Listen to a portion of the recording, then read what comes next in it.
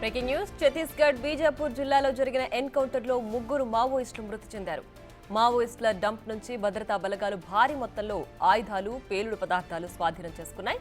మావోయిస్టులు భద్రతా బలగాల మధ్య కాల్పులు ఇంకా కొనసాగుతున్నాయి. ఎన్కౌంటర్లో మృతుల సంఖ్య మరింత పెరిగే అవకాశం ఉందని అధికారులు తెలిపారు.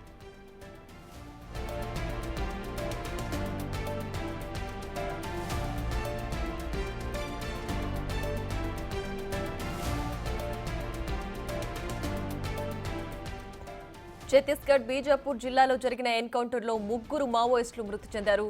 మావోయిస్టుల డంప్ నుంచి భద్రతా బలగాలు భారీ మొత్తంలో ఆయుధాలు, పేలుడు పదార్థాలు స్వాధీనం చేసుకున్నాయి. మావోయిస్టులు భద్రతా బలగాల మధ్య కాల్పులు ఇంకా కొనసాగుతున్నాయి. ఎన్కౌంటర్లో మృతుల సంఖ్య మరింత పెరిగే అవకాశం ఉందని అధికారులు తెలిపారు.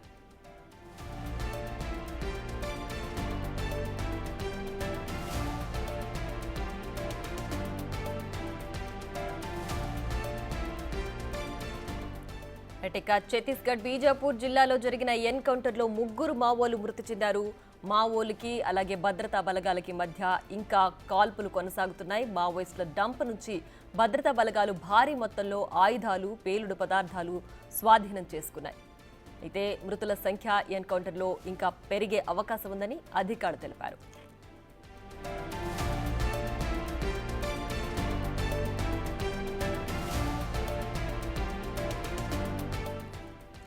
ఇక మరింత సమాచారం మా ప్రతినిధి భాస్కర్ ఫోన్ లైన్ లో అందిస్తారు. భాస్కర్, చెప్పండి, మావోలకి అలాగే భద్రతా బలగాలకి మధ్య ఇంకా కాల్పులు కొనసాగుతున్నాయని తెలుస్తోంది. ఏంటి ప్రస్తుతం అక్కడ పరిస్థితి? ఇప్పటికే ఛత్తీస్గఢ్ రాష్ట్రం దంతెవాడ, బీజాపూర్ సరిహద్దు ప్రాంతాల్లో ఉన్న అబుజ్మండ్ అడుగులు మొత్తం కూడా ఇప్పటికే సిఆర్డీ సిబ్బంది కావచ్చు, సిఆర్పీఎఫ్, కోబ్రా దళాలు మొత్తం కూడా ఆపరేషన్ కాగార్ పేరుతో మొత్తానికైతే అడవిని జల్లబడుతున్న నేపథ్యం ఉంది. అది ఇంద్రావతి నది సమీపాన్ని ఉన్న నేషనల్ పార్క్ సమీపంలో మావోయిస్టులు ఆ బీజాపూర్ పరిసర ప్రాంతంలోకి, అదే నేషనల్ పార్క్ సమీపంలోకి ఎంటర్ అయ్యారని తెలిసిన తర్వాత ఒకసారిగా వాళ్ళ యొక్క ప్రత్యేకమైన సాంకేతిక పరికరాలతో వాళ్ళని గుర్తించే పనిలో భాగంగానే వాళ్ళు ఆపరేషన్ కాగార్ పేరులో ఎన్కౌంటర్ అంటే సోదాలు నిర్వహిస్తున్న నేపథ్యంలో మావోయిస్టులు పడటంతో ఇరువురు మధ్య ఎదురుగాకులు ఘటన చోటు తీసుకుంది. ఫలితంగా ముగ్గురు మావోయిస్టులు మృతి చెందారు.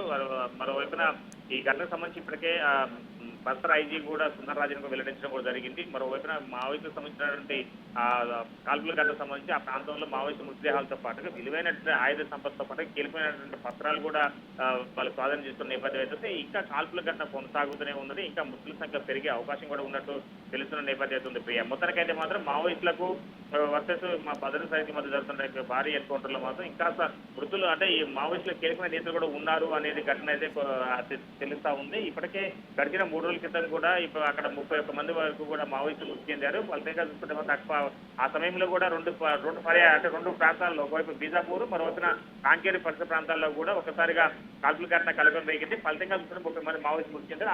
ఆ సమయంలో 40 మంది పైగా మావోయిస్టులు కీలకమైన నేతలు కూడా ఇంద్రావతి నది పార్క్ సమీపంలో, నేషనల్ పార్క్ సమీపంలో సమావేశం అవుతున్నారనేది ఒక సాంకేతిక వాళ్ళకి ప్రత్యేక సమాచారం ఉంది. ఆ సమాచారంలో భాగంగానే వాళ్ళంతా కూడా కూబింగ్ వెళ్తున్న నేపథ్యంలోనూ వీళ్ళు తారాజపట్నం అప్పుడు కూడా మావోయిస్టులు ఎదురుకాల్పులు కట్టడం జరిగింది. ఫలితంగా అప్పుడు 30 మంది మృతి చెందారు. ఇంకా మిగిలిన వారి కోసం సర్చింగ్ చేస్తున్నారు. సర్చింగ్ లో పనిలో భాగంగానే ఇదంతా కూడా మళ్ళా ఇంకా ఆ ప్రాంతంలో కొంతమంది మావోయిస్టులు ఉన్నారనే సమాచారం ఉన్న నేపథ్యంలోనే మళ్ళా ఆ ప్రాంతానికి రెక్కి నిర్వహించారు. ఫలితంగా అడుగడుగున జల్లబడుతున్న నేపథ్యంలో మావోయిస్టులు తారసపడ్డారు. ఫలితంగా కాల్పుల ఘటన కొనసాగింది. ఇప్పుడు ముగ్గురు మావోయిస్టులు మృతి చెందారు. ఇంకా మిగిలిన మావోయిస్టుల కోసం కూడా ఇంకా ఎంతమంది అవుతుందో ఆ ప్రాంతంలో అంటే ఇప్పటికే 165 గ్రామాల పైగా జల్లడబడుతున్న నేపథ్యం ఉంది. Priya. Right Bhaskar, thanks for the tips.